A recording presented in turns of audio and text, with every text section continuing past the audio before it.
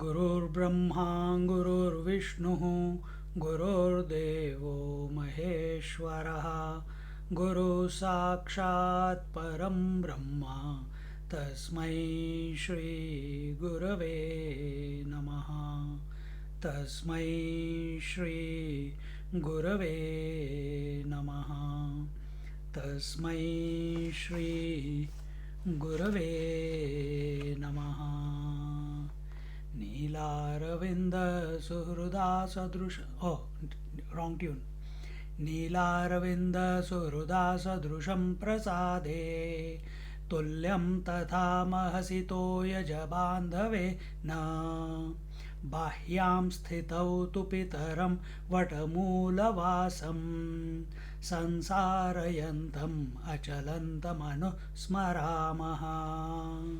This is at the beginning of the text.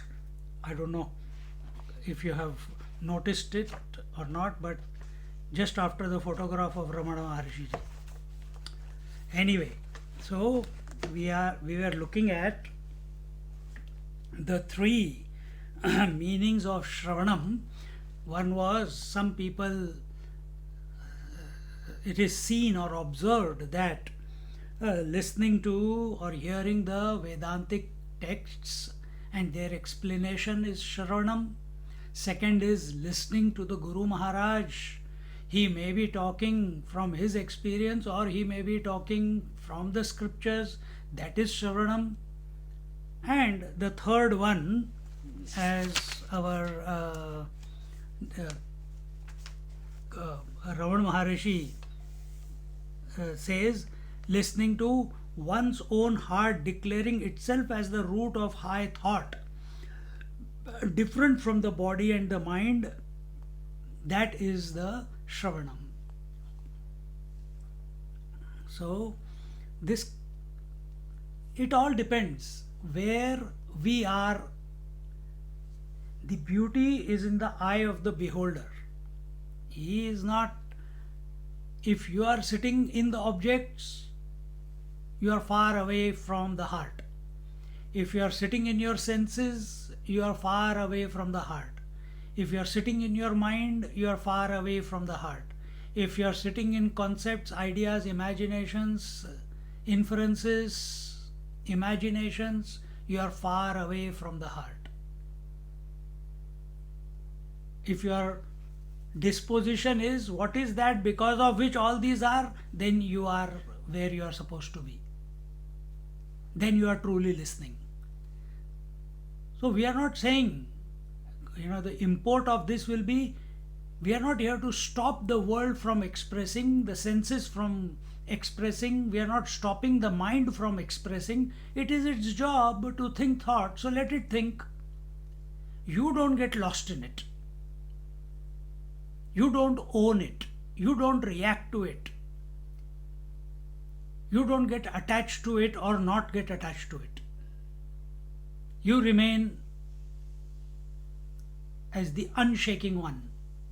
Thoughts are shaking, concepts are shaking, senses are shaking, objects are changing, but you remain the still one, the unchanging one.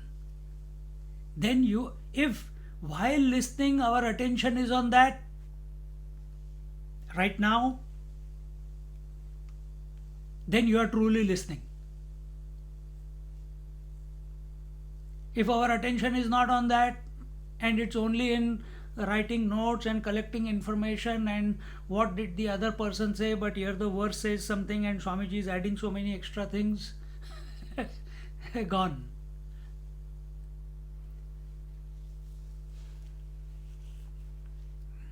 So that was Shravanam.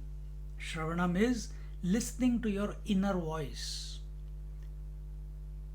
In that also, to listen to the inner voice also, there are different stages, which is not mentioned here. It's the inner talk, it's the mind talk.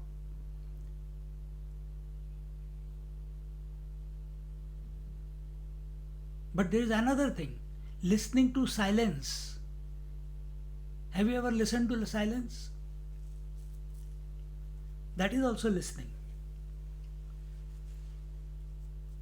Because what is that source? What is that unchanging one without whom all these faculties, intellect, mind, senses, cannot function? If our attention is on that, it will be silence. There might be some words sometimes,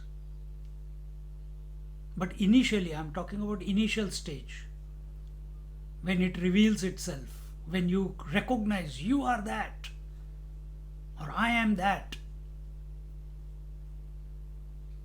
It's still not on a firm ground.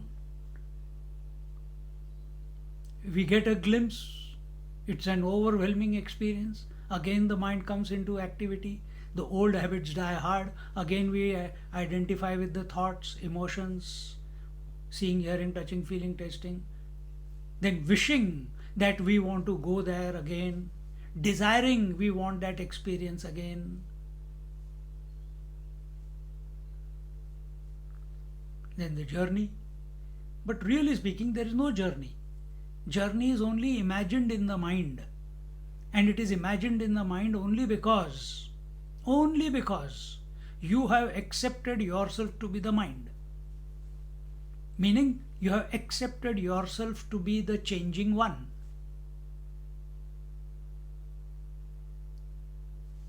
So go to that unchanging principle, be that unchanging principle, contemplate on that unchanging principle in spite of everything. Then we are truly listening. Then we don't need anything from outside. And this is the experience of Bhagwan. He heard to his inner heart, and nothing could shake him from his resolve. It pulled him wherever it had to take him. Did he know where Tiruvannamalai was? No. Did he know where Arunachala was? No. Did he know he was where the food was going to come? No. Did he worry about what will happen to parents? No. Did he know that he was going to stay in the temple and meditate there for whatever period of time? No. Total abandonment. No expectation of the future. No regrets of the past. Only one fire. That is the Nachiketa Agni. When we do Kathopanishad, you will see. Only one burning fire. What is that? Who am I truly? The pursuit of that. Then a Bhagwan Ramana is born, comes into existence. So that Bhagwan is hidden in each one of us. Listen to yourself, not your desires. Otherwise, tomorrow you said, yes, Swamiji, you said you listen to yourself. I listened and I got married and came back. I listened, I bought a car and came back. I listened, I invested and came back. Now wife is gone, investment is gone, money is gone. Now what do I do? Huh?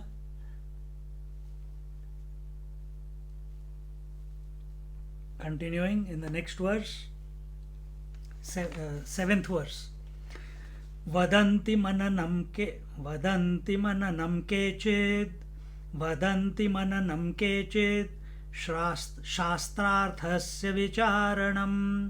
शास्त्रार्थस्य विचारणं वस्तुतो मननं तात स्वरूपस्य विचारणं together. वदन्ति मननं केचित् शास्त्रार्थस्य विचारणं वस्तुतो मननं तात स्वरूपस्य विचारणं. Now, vadanti mananam. speaking about Mananam. According to some, what is Manana? It is Shastrarthasya Vicharanam, thinking about the Shastras, thinking about the scriptures, inquiry into the meaning of the scriptures. In reality, it is inquiry into the being of the self. But those who are intellectuals, जिनको चस्का लग जाता है, चस्का, those who don't understand Hindi, I can't translate it. जिनको you also use the word चस्का only, it's very nice word. जिनको चस्का लग जाता है शास्त्र पढ़ने का, when they get the kick out of studying scriptures, just like people get the kick out of singing, music, like I get the kick out of speaking, so I keep speaking. How many? Almost 10 hours I'll be speaking today. Crazy, isn't it? This is called chaska.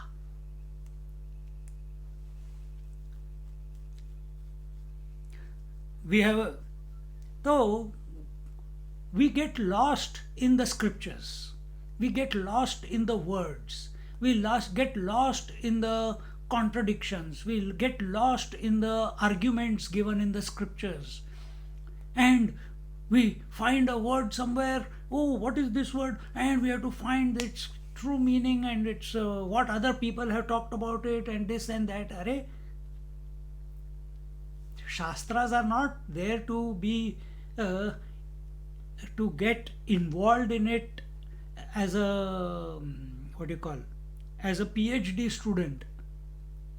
Scriptures are there so that you go beyond the words, so that you come to be the self. If that is not taking place, if listening to the scriptures, remember the ultimate listening was listening to yourself. But what was the first one? Vedantic scripture teachings or the words of the Guru? If we are listening to the words of the Guru, or many people come to us, almost every week at least one or two people are there who are asking these questions. This text says this, that text says that. How do we resolve? This teacher said this teacher said that. What are we supposed to follow? Don't follow. For what I care? If you are not clear what you want out of your life, how can anyone else teach you what you need to get out of life? You be clear what your purpose is. You be clear why you are born. You be clear what your sadhana is. You be clear. All data is being presented to you. A person who is awake, you can make him go to sleep. Or a person who is asleep, you can wake him up. But who is making you believe that he is asleep, that person you cannot wake up. You see? So if we are totally ignorant about the world, many intellectuals, many professors are like that. But once they hear, suddenly their whole orientation changes. But those who have woken up, in their eyes they have woken up, and they are attending satsangs, they have a Guru Maharaj, they go to do seva in the ashram, they do dana punya, they do all these things. They say that we are doing mananam also. Then how can you wake them up? Because that mananam is their own idea of mananam. Reflecting on scriptures is not to judge how the wife is not following the scriptures or husband is not following the scriptures, or how other people are not behaving correctly, or how the Guru Maharaj is not living according to the scriptures. Because you can never come to a resolve in that matter. The study of scriptures has to apply it on us. And we have to assess ourselves. We have to reflect on ourselves. Instead of getting lost in the world, best thing in the world is scriptures, then getting lost in the scriptures. No. Listening to the words must transport us to the self. Contemplation of the scriptures, contemplation on the words of the Guru Maharaj,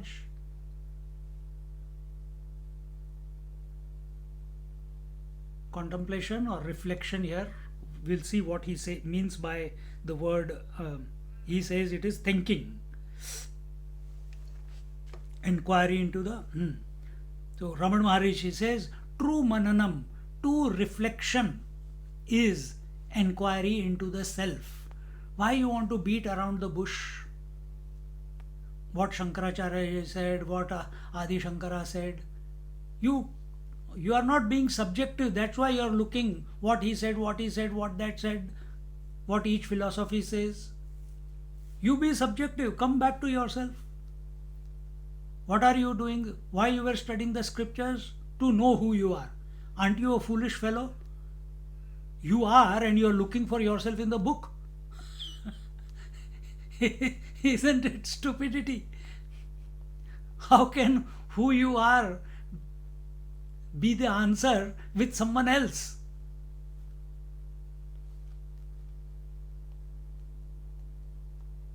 True mananam, true contemplation or thinking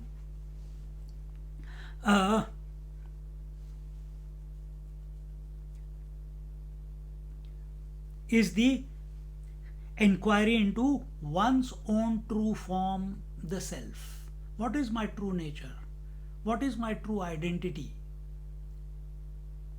Am I the father? Am I the virtual becomings? Am I the body? Am I the thinker? Am I the ego? Am I the ahankar, principle? Am I the life which is expressing through this body? Or am I the transcendental one?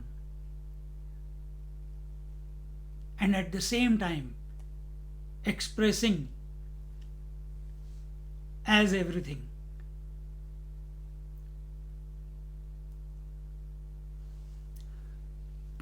Because in Mananam, what happens in Mananam? There is reflection. There are still doubts. There are still open-ended questions which have not found a resolution yet. So are our questions with regards to the self taking us away from the self, or are they bringing us closer to the self? That is the question. Bottom line.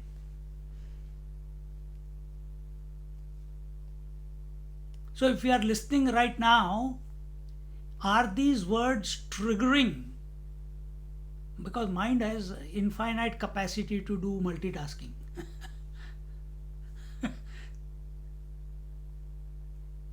So while listening, is the attention, are you being that because of whom listening, thinking, contemplation, reflection is taking place? Yeah, but if I put the attention on the self and start contemplating, then I'll miss the lecture. Who cares? The lecture was meant for that purpose, that you become self-oriented. You understand what we are saying? But we give more importance. We don't want to miss.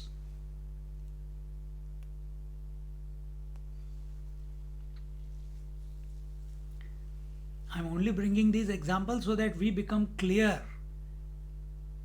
that how obsessed we are of the outside, seeking the answers outside. Another way to put that is how we are so objective oriented, object oriented.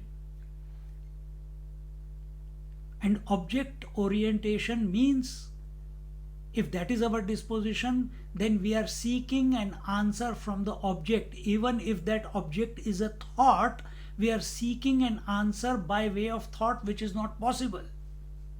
Because thought is temporary. It can never give you a lasting answer. Contemplate.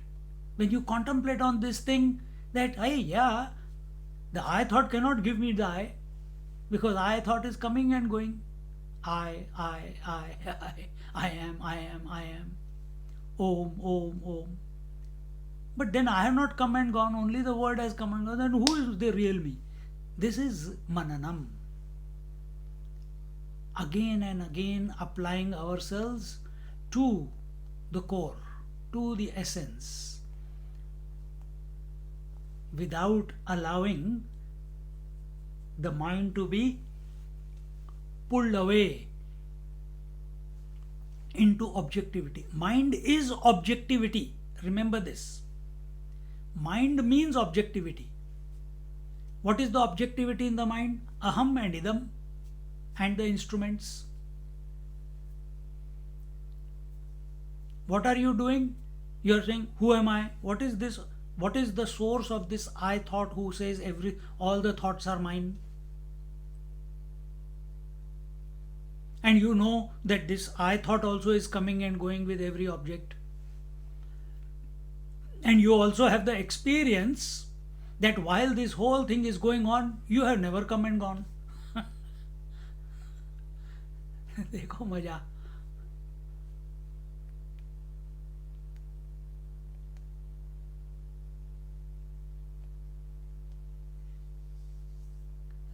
Reflection like this, reflecting like this, will lead to absorption. The next stage. If absorption is not taking place, then our reflection is leading to more thoughts.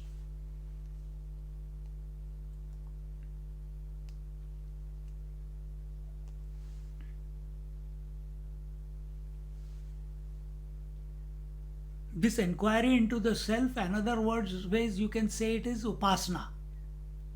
Upasana, sitting near. Sitting near what? Sitting near the words, sitting near the scriptures, sitting near the Guru.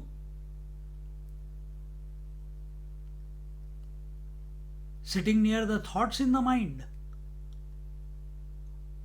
Or recognizing that the mind must be sitting near its source, contemplating on the source. Just as the mind is sitting near the idea called sleep.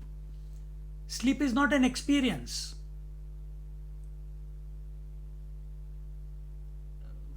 If some of you are having a question mark in front of your eyes, then wake up. Sleep is not an experience.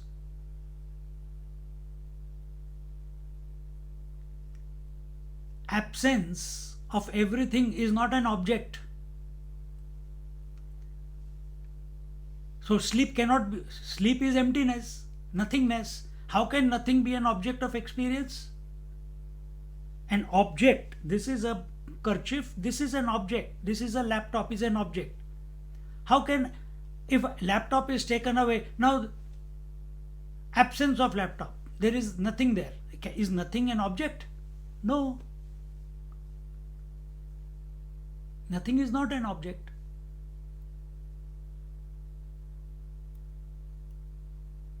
See? And yet, see how smart we are. Yet, thinking about that which cannot be thought of. What is that emptiness?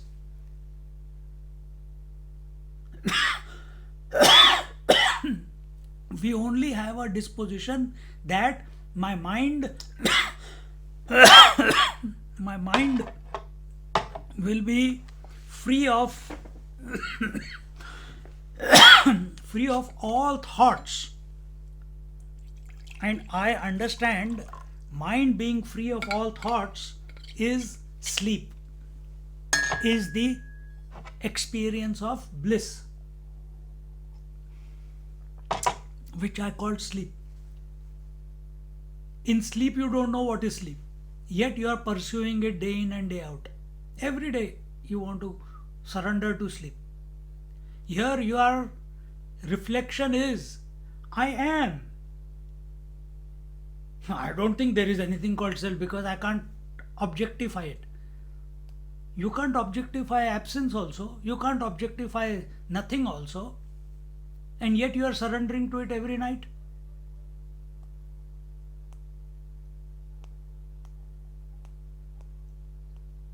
And you know that every day waking, dream, deep sleep come and go.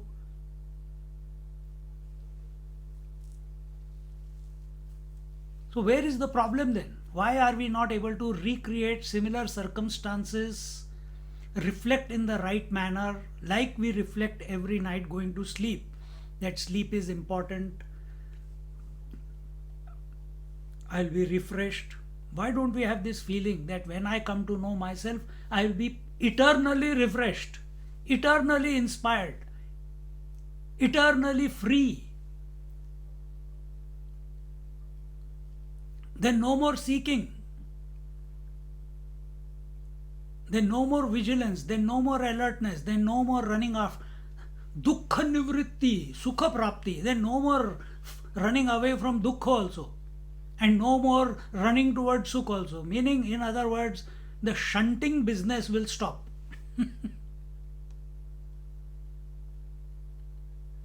We are parked once and for all in the self as the self. Why is it so difficult for us? Because we have not contemplated, we have not reflected in the right manner, in the right direction, in the within ourselves. We are always searching it objectively.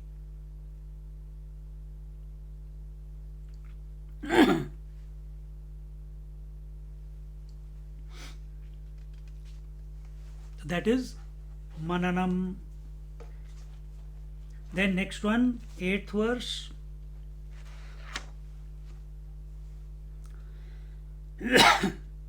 विपर्यासेन रहितं विपर्यासेन रहितं संशयेन च मानद संशयेन च मानद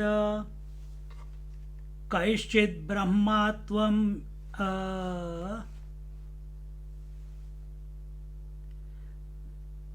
कैश्चित् ब्रह्मात्म विज्ञानम, वहाँ पे printing mistake is there. कैश्चित् ब्रह्मात्म विज्ञानम निदिध्यासनमुच्यते निदिध्यासनमुच्यते. Together.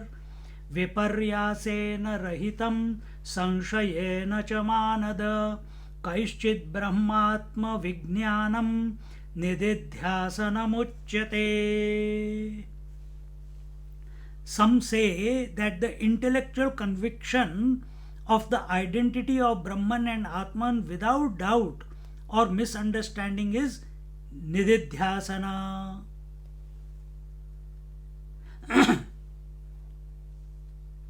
Here it says viparyasena. What is viparyaya? Viparyaya means without misunderstanding, contradiction.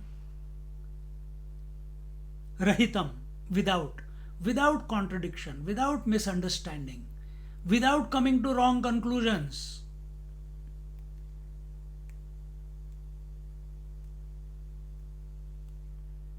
Sanshayena, without doubt.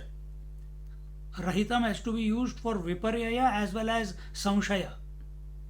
So without doubt and without misunderstanding or contradiction in your mind, confusion in your mind. Cha manada. Cha means both of them. Manada. Who is manada? Manada is he who gives respect. Ganpati Muni is being called as Manada. Before, in the previous verse, he was called Tata, my child, my dear one. Now that same child suddenly has got promotion. Now, the one who gives respect.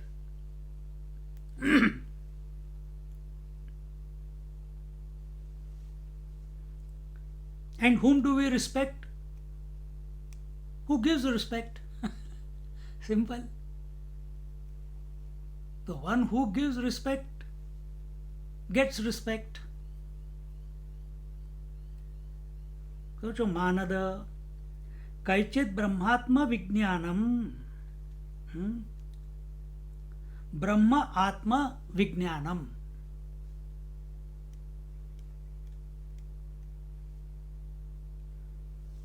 The identity between the Brahman and Atman. So what was the previous part? What was Mananam about? What was Shravanam about? In very broad terms, Shravanam was all of them are taking you to the self. But Shravanam was you are listening to yourself, still the approach is objective in nature.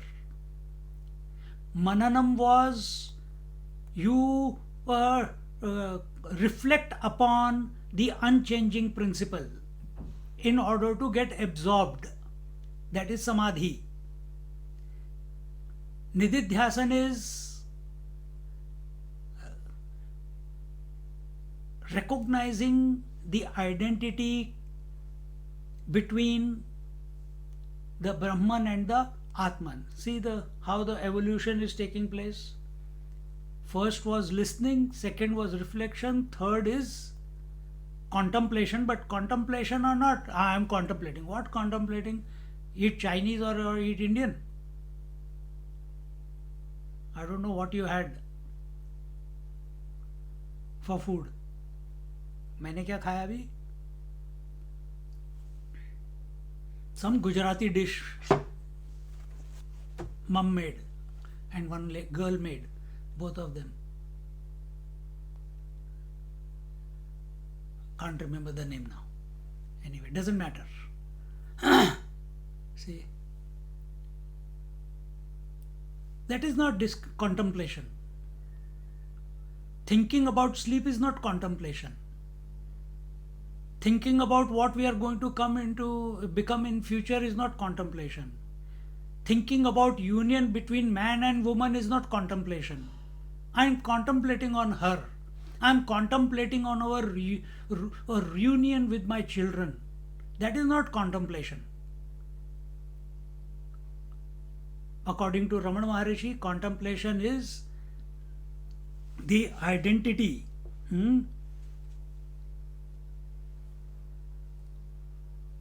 The identity between the Brahman and Atman. I hope that is the one. Swamiji, it is a between Brahman and Atman, it says. Of course, Brahman and Atman only. Atman is at the individual, Brahman is infinite. Jivatma and Paramatma. What's wrong with that? Okay. Okay, Swamiji, thank you. Isn't it? Is it identity of Brahman and Doesn't Atman? matter. Yeah, understand the meaning. Don't get lost in words. Okay.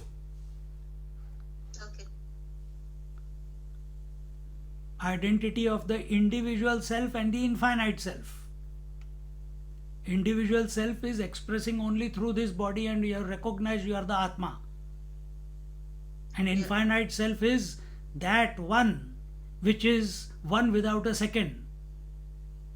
Without losing itself, it is expressing in and through and as everywhere. It is homogeneous. That is the identity. How the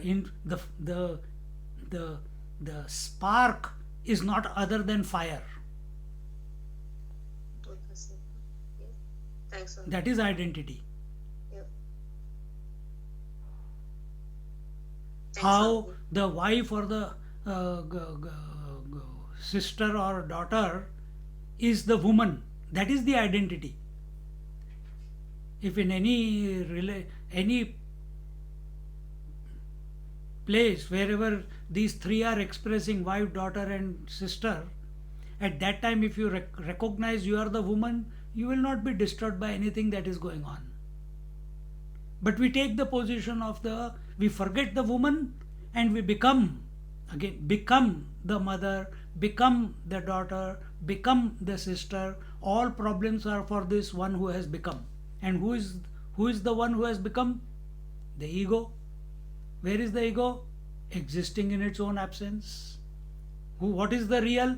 Woman.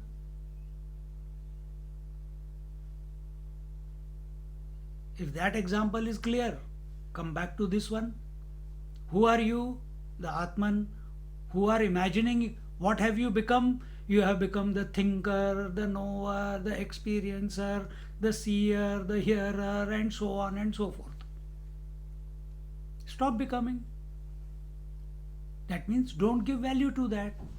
How will you not give value to it? You have to focus, you have to do mananam. You have to inquire into you have to inquire into the self about the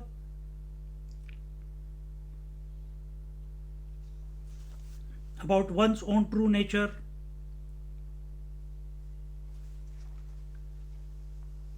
one's own true form. You have to inquire.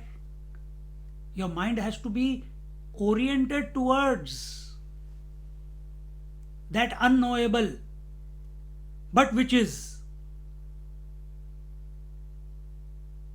Just like in deep sleep, your mind is oriented towards the unknowable, which is not. Huh? Samadhi comes about when your mind is oriented towards that unknowable, but which is. Unknowable for the mind, which is the self.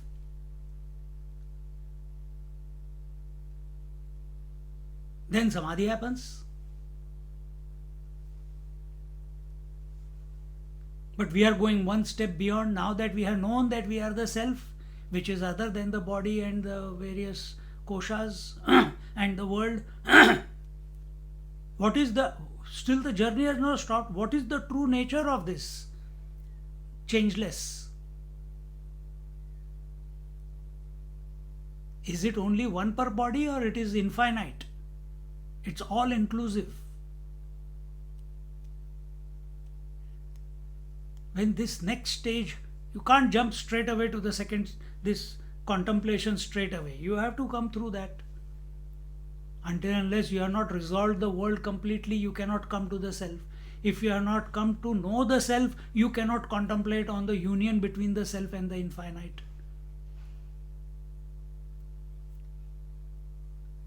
And these differences we have only created in our mind by our own choice. We have allowed ourselves to be programmed in that manner.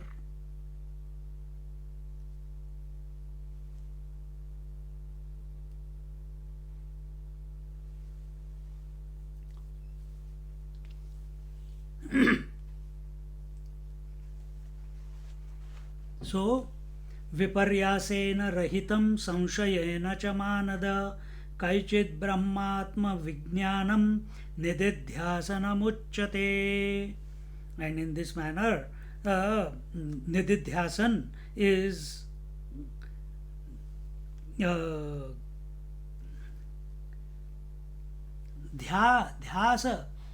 dhyanam is contemplation. Asana, nididhyasana, asana, the end part of that nididhyasana. Asana means sitting. Nit, continuously, without any break.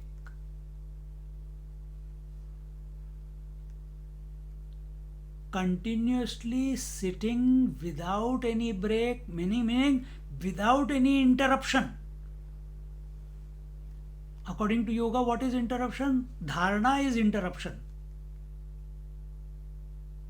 Dhyan is continuous for some period of time. And when that some period of time becomes even longer continuation, then samadhi, dharana, dhyan, samadhi. Samadhi happens. So here we are talking about nididhyasana, dhyasa and asana. So when our intellect is nit, continuously sitting in contemplation of the union between the Brahman and the Atman, or Atman and the Brahman. The individual self, what I have come to recognize now, that it is no longer individual, it is the Atman itself.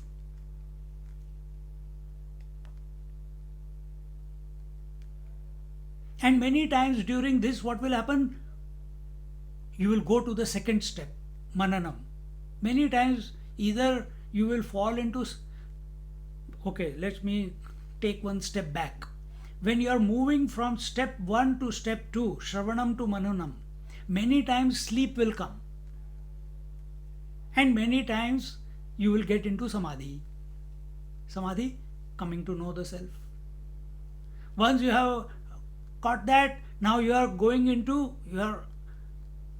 you want to come to know the union between that you are that which is not other than Brahman. You have come to know you are the Atman. Now, when you are doing this contemplation, every now and then, just like before the sleep was coming and disturbing, now Samadhi will come and disturb.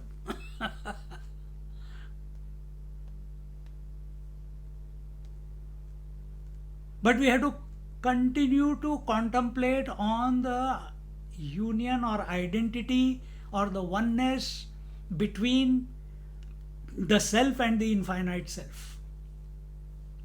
Find ways, means.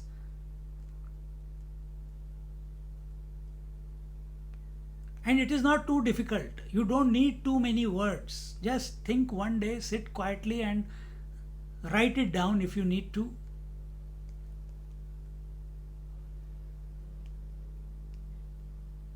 It's like the individual ornament is contemplating that I am the infinite gold.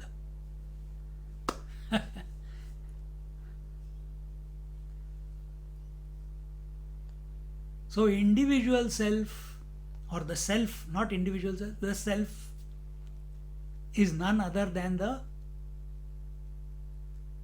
infinite one.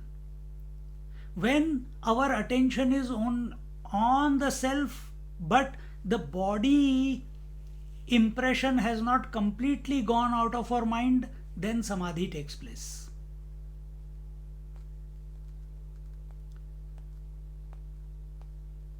Then Samadhi takes place. For how long? For some time, and then you will come back to be the body. Again you dive in, again you come out, again you dive in, again you come out. In the next one, while you are contemplating, you can do contemplation, you can do Shravanam, Mananam, Nididhyasana only in the waking state. You cannot do in any other state. In Samadhi, you cannot do contemplation. You have to be in the waking state to do sadhana, to bring you have to be wakeful. You cannot have a zero mind and do contemplation, not possible. According to yoga, that is Niruddha Sthiti. We are not looking for Niruddha Sthiti.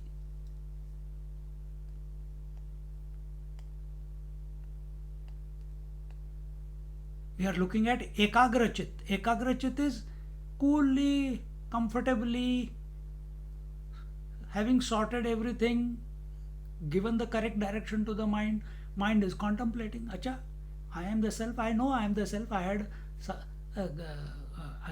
Samadhi abhyas wo bhi ho gaya. What next?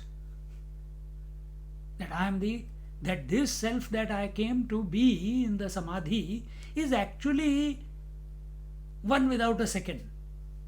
Because when I come out of Samadhi, the world is still there.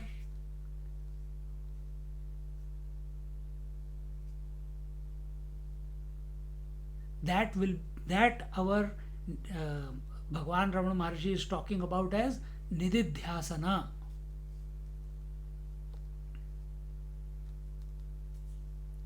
So little bit different take than what our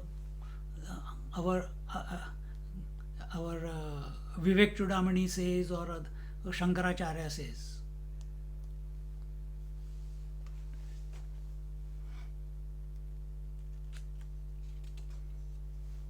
So here he says, a desire to contemplate, nididhyasana, contemplate, regard, give attention to, intensely to one theme, one species of thoughts. And what is that thought? The identity between the self and the infinite self. Not finding ways how it is not possible. No, finding ways how it is one and the same.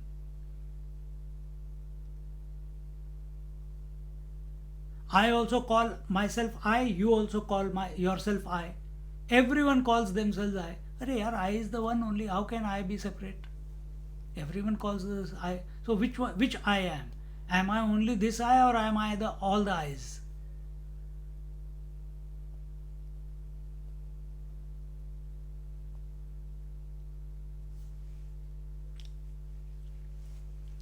Oh, I have got this mind, she has got that mind, he has got that mind. Are there many minds, or there is one mind?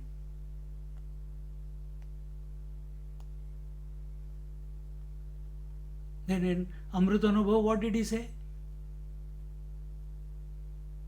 That just as in the dream, one mind becomes space, air, fire, water, earth, people, birth, death, growth, disease, decay, death, all the thoughts of every person, the inert objects in the dream world, everything is nothing but the mind, and mind is essentially consciousness.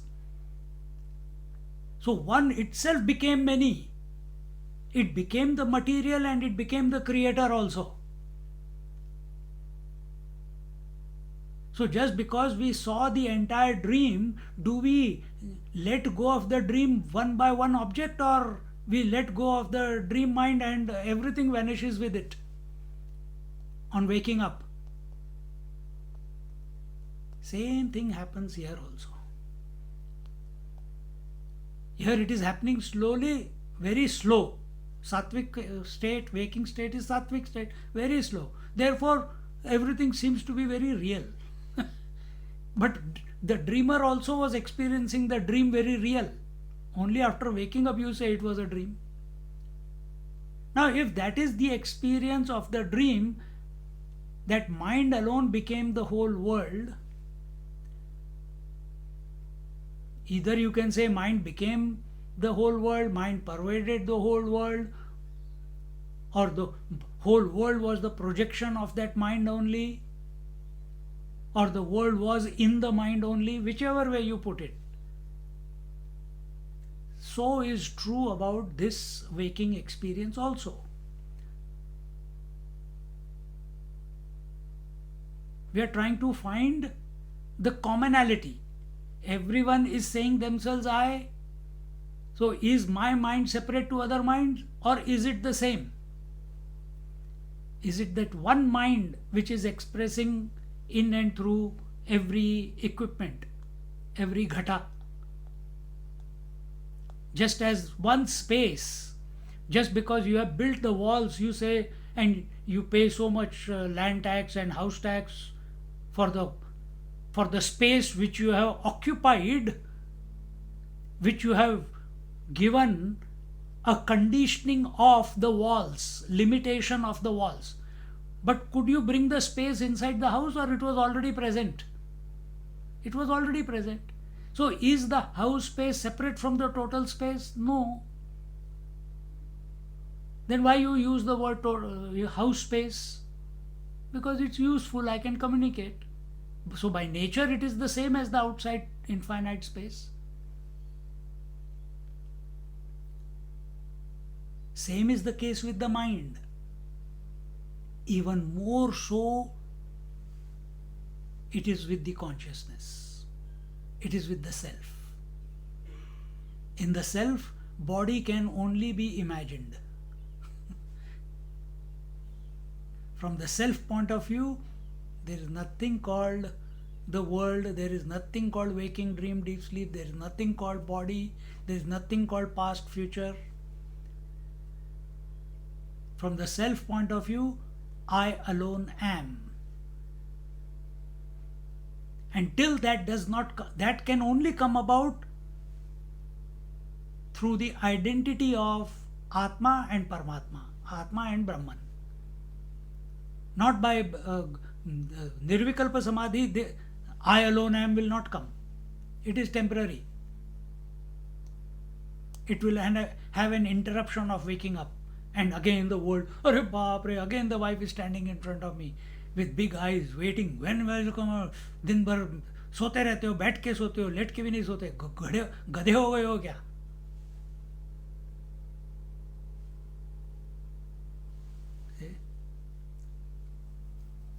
Nididhyasana, the ability, the regard to intensely contemplate on the theme of identity between the Atman and the Brahman without any distraction, exclusively in that theme, continuously in that theme. Taila dharavat. Taila dharavat.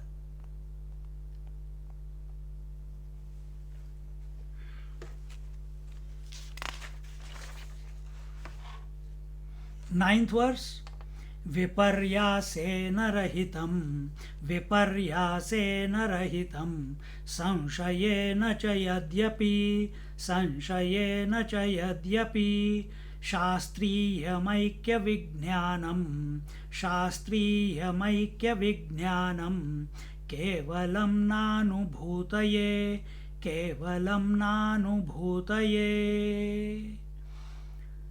विपर्यासेन रहितं संशयेन च यद्यपि शास्त्रीयमैक्यविज्ञानं केवलं नानुभूतये. Mere scriptural knowledge of this identity, however free from doubt or misunderstanding, does not by itself confer the experience. What is this experience? It is an experienceless experience. Because after experiencing the identity between the self, Atman, and the Brahman, there is no one left behind to say, "Oh, I had the experience." Yahoo! Nobody there. It's consummation once and for all.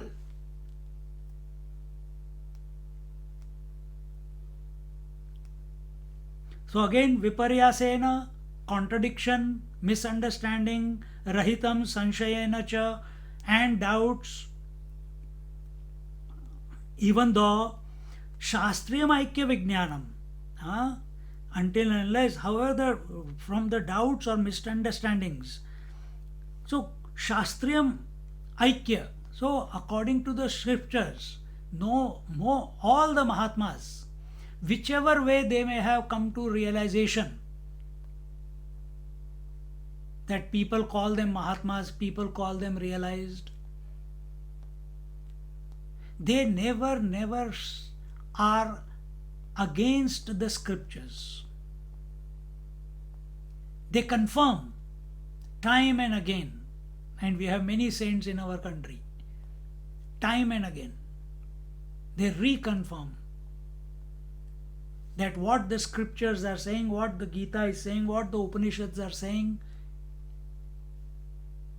is absolutely 200% true. And that they have experienced. See?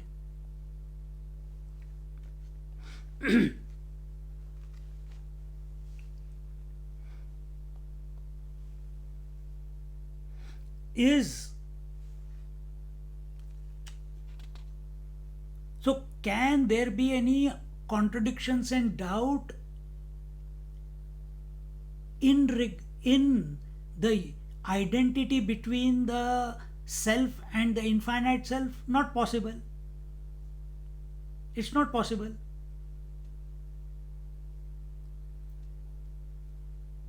Is there a doubt in your mind in the identity between the wave and the water? No. In the ornament and the gold? No. In the house space and the infinite space? No. there is no doubt and there is no misunderstanding. Absolutely clear.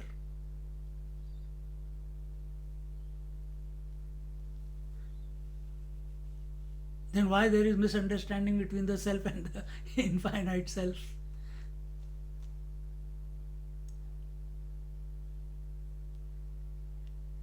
This doubt and misunderstanding is with regards to scriptures, what the scriptures are saying. One Upanishad says something, another Upanishad says something else. One Mahatma says God is, another says God is not. One says by pranayam, pranabandhanat leena manasam, and you can reach the ultimate truth.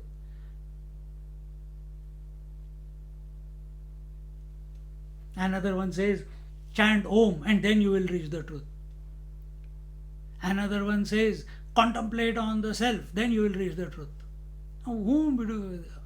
Naturally, they know between themselves that what they are saying is the same. But we intelligent ones, who are in our head, we listen to these three statements. Yeah, sounds very profound.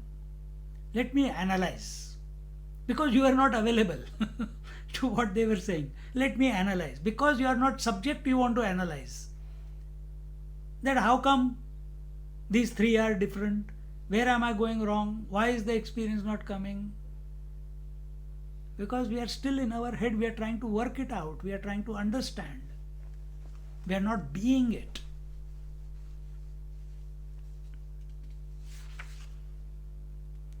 So as long as the unity is borrowed from the scriptures, because we have studied the scriptures, very important point, as long as the idea of unity is picked up from the scriptures, there will always be doubt and misunderstanding about it.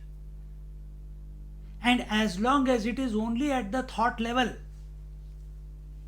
as long as it is only an objective pursuit, it can never give you the experience of the unity between the Atman and the Brahman. It can never.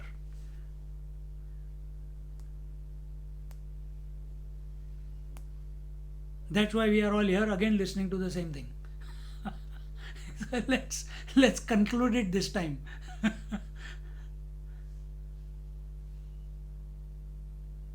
The whole idea is that we are not stopping the process. The mind, I'm not talking about each person's mind. The mind, if in the dream the entire experience of the dream was in the mind, then mind itself was the teacher, mind itself was the student, mind itself was the devotee, mind itself was the God in the dream. So is true here also. Mind is the listener and mind is the listened to. So the mind is educating itself. Look at it this way. Then you will become subjective. But as long as you keep the world as separate from me and I am the self, we have to resolve this. What? Jiv Jagat Ishwar. These are not three. They are expressions of that one.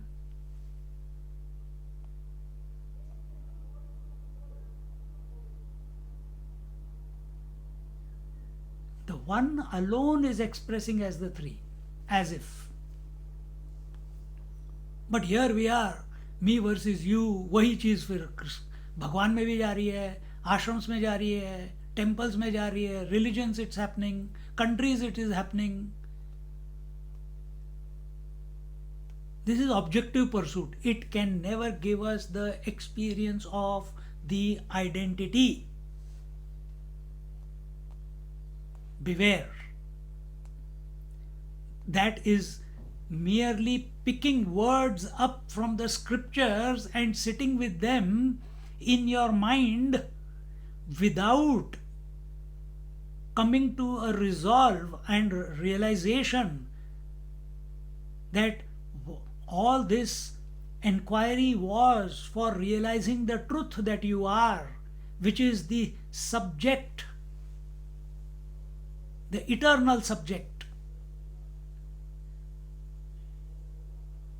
There will be doubts, misunderstandings, contradictions, confusions, and such a person merely studying the scriptures, Ramana Maharishi is saying, can never get the experience of that identity. We can get a jump start. Just like a car gets a battery is down, you get a jump start, then you have to keep driving, yaar. Acha, jump start ho gaya, then I keep giving you one example of one Mahatma whom I met in Haridwar. As a young boy, he heard somewhere Nirvikalpa Samadhi, and he was going around, and one Tibetan Baba came across him. बेटा मांग क्या मांगता है? मेरे को निर्विकल्प समाधि चाहिए. He said, चल मेरे साथ. Immediately he walked away. Purva Janma Sanskar, left his mother. Only mother was there. She must have cried her eyes out. Where my son has gone, this, that. But he went away to Tibet. In one cave he stayed. हाँ, बोल बेटा क्या चाहिए? Nirvikalpa Samadhi. He touched his head. For 6 years this boy was in Nirvikalpa Samadhi. 17 years, 20, till age of 23. I met him at age of 32, 33. Till age 23, 6 years, he was in Nirvikalpa Samadhi. And his Samadhi got broken because the master was breathing his last. So his Sankalpa was becoming weak.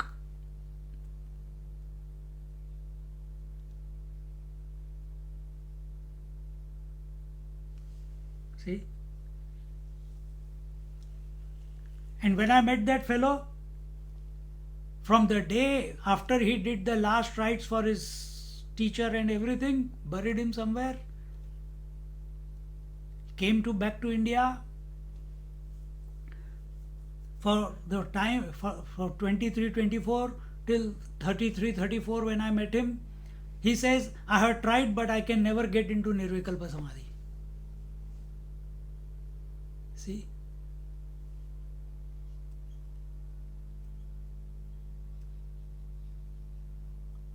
If you don't move the car will not get charged up. You have to make it your own experience, your own aparoksha anubhuti, your own direct experience, which is free of all objectivity.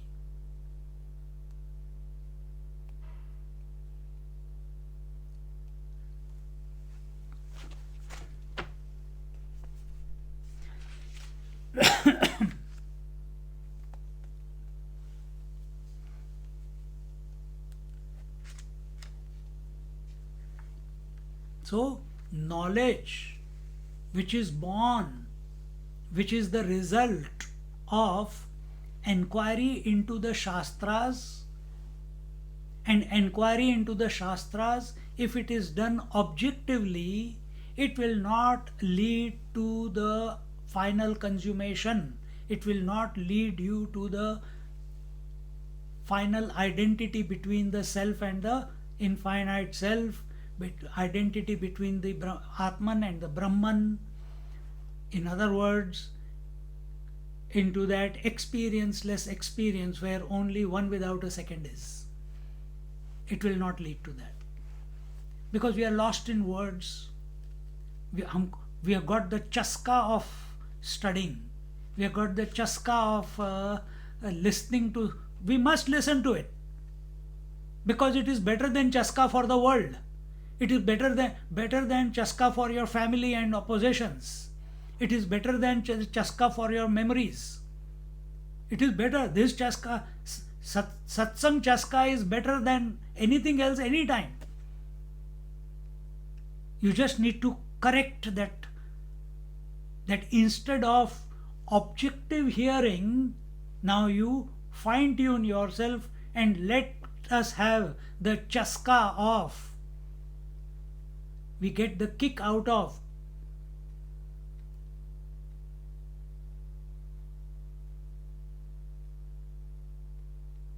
the identity, or as we spoke of the Shravanam according to Bhagwan's take on the Shravanam, Bhagwan's take on the Mananam, and now Nididhyasanam.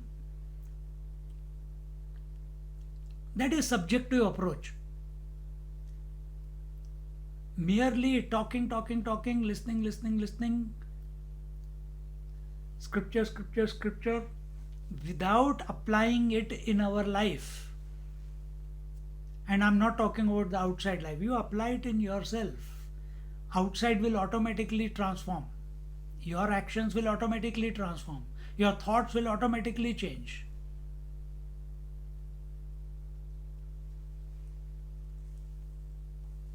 If you clean the mirror, you don't have to make the reflection look clear. If the mirror is clean, the reflection is automatically clean. If we are subjective and contemplating on beyond the mind will automatically drop all the objectivity.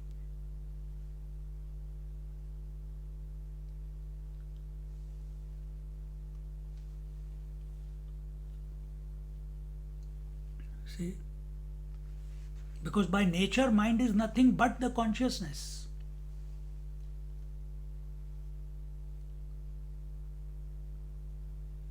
Tenth verse. संशयश्च विपर्यासो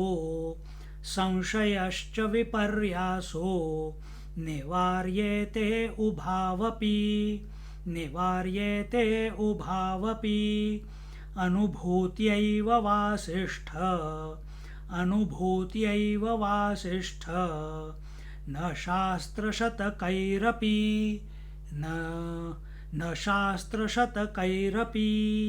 together.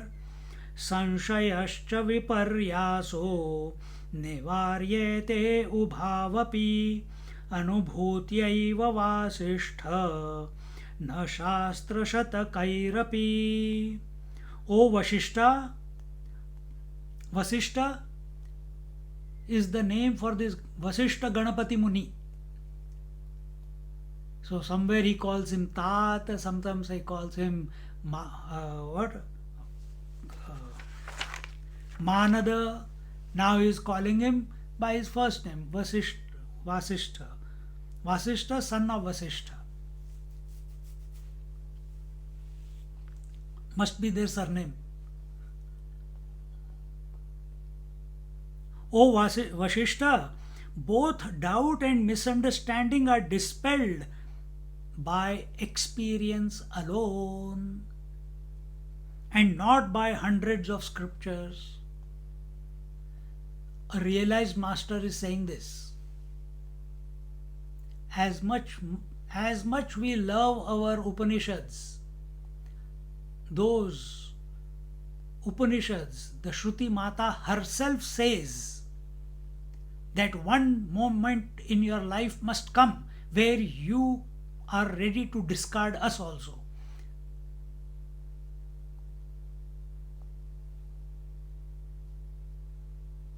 And what is this discarding of the scriptures? A realization. It's not that you are going to say, now I don't want to involve in scriptures.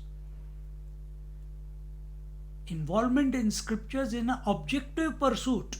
If you have learned the scriptures and picked them up from the books into your mind, and you are continuously, the mind is thinking about, just like a japa jap is going on, scriptures are coming one after the other, shlokas are coming. It is still an objective pursuit if your attention is on that.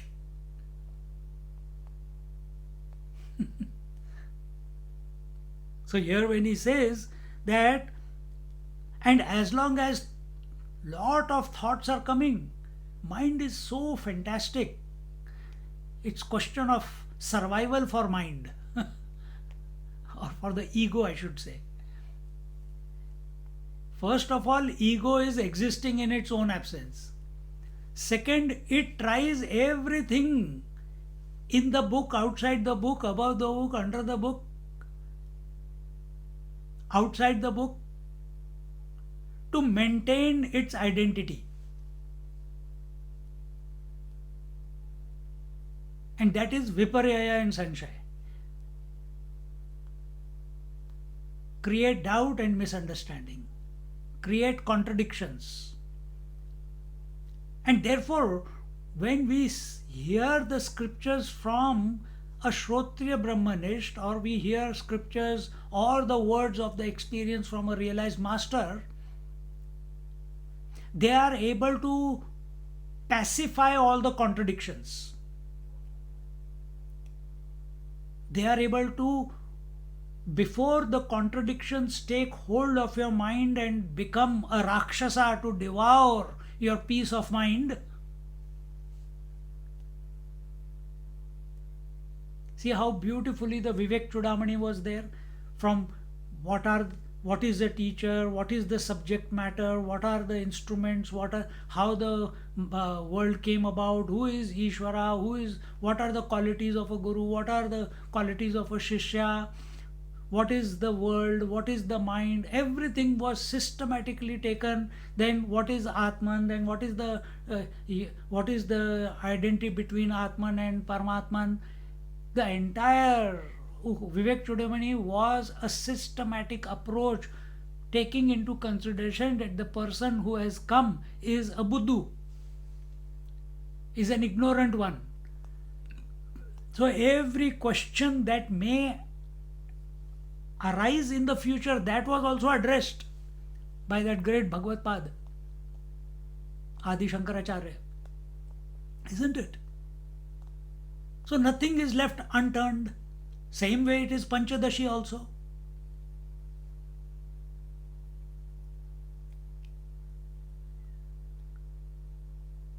So when we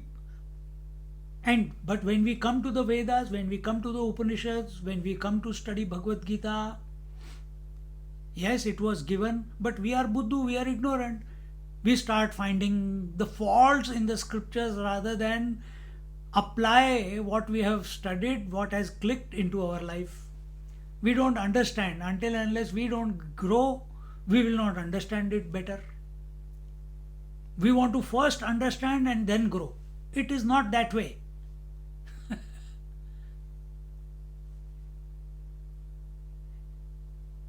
First understand. What can you understand about the self?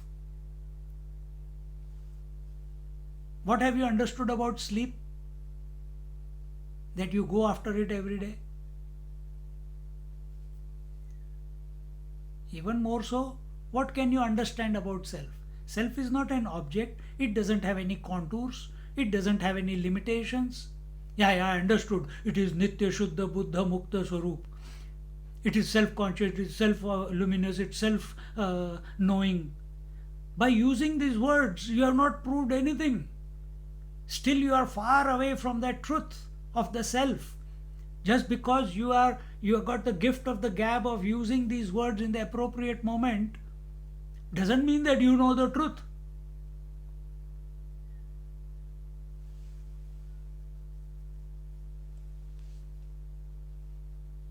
See? And therefore, a Guru Maharaj is required. Therefore, from a traditional standpoint, study of scriptures must be done through Shravanam, not Pathanam. From Bhagwan's point of view, forget about he is coming from the example where he never came across any scriptures. Straight dive into himself.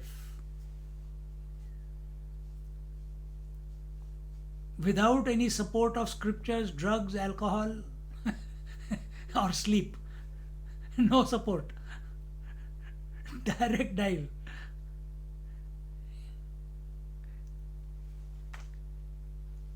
So in the 10th verse he says that all the cacophony in the mind which is not allowing you to go to sleep becomes neutralized only when the experience of sleep begins, isn't it? Exactly the same way, all this cacophony of doubts, misunderstandings, contradictions, various terminologies. Aurobindo says supra consciousness, super consciousness. We say Brahman, we say Ishvara. What does it mean? Is it the same? Who cares, man? Are you here to prove that, or you are here to know yourself? So all this cacophony becomes quietened automatically. Just as the night comes, right now I can hear the birds chirping outside. But as the night will come, all the cacophony of the birds will become silent. Similarly, the cacophony going on in our mind, it will subside the moment we have the experience of the self. After that, will there be any doubts? Not possible. Will there be any misunderstanding? Not possible. Will there be any contradictions? Not possible.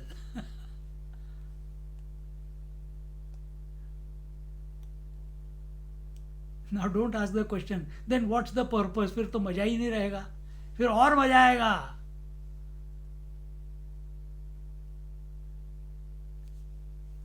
फिर मस्ती आ जाएगी.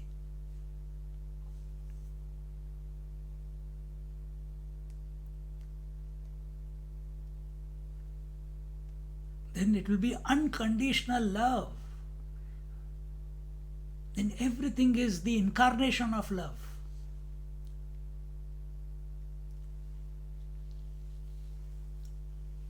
Because self alone is mind, mind alone is senses, senses alone are the objects of perception. So, in other words, objects of perception are nothing but the self. Connect the dots. And here we are living in this world of duality. थक नहीं गए क्या?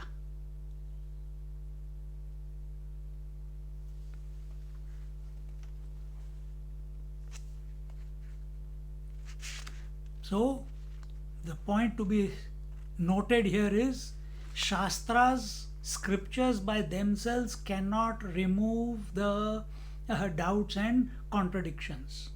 Only experience can. Only experience can.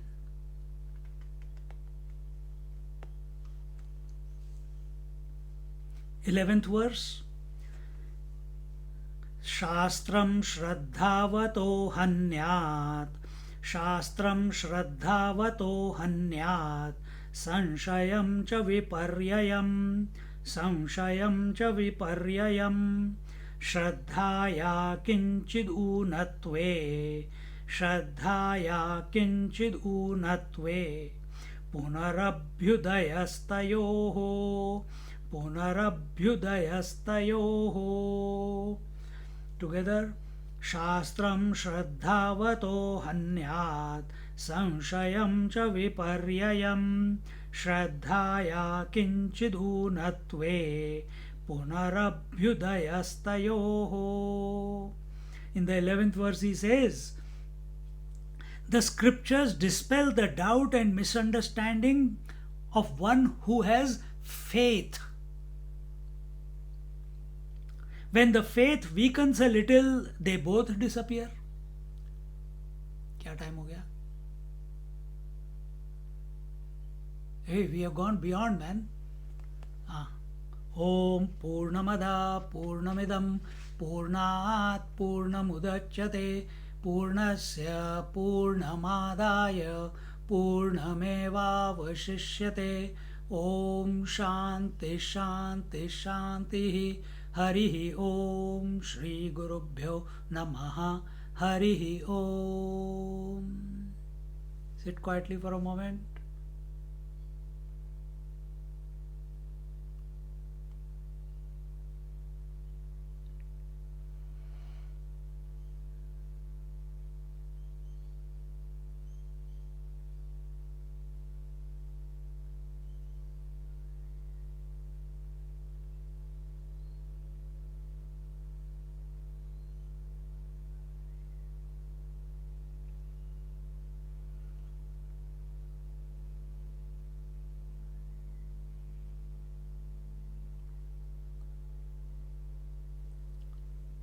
Hari Om.